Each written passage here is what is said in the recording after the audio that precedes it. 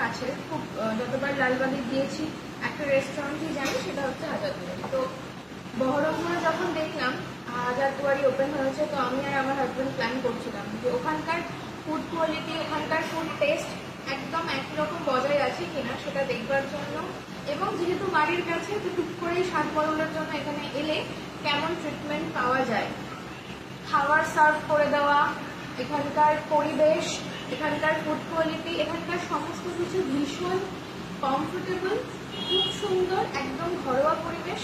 খাওয়া দাওয়া নিয়ে তো কোনো কথাই নেই, যেরকম হাজারদুয়ারিতে পেয়েছি লালবাগে ঠিক সেরকমই এখানেও রয়েছে।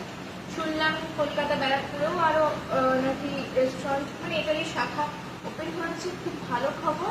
এটার বিস্তৃতি আরও অনেক দূর হোক, খুব ভালোভাবেই চলুক, আর এভাবেই মানুষজনের মনে খাবারের মাধ্যমে আপনারা মনে জায়গা করে নিন, এই শুভেচ্ছা রইল।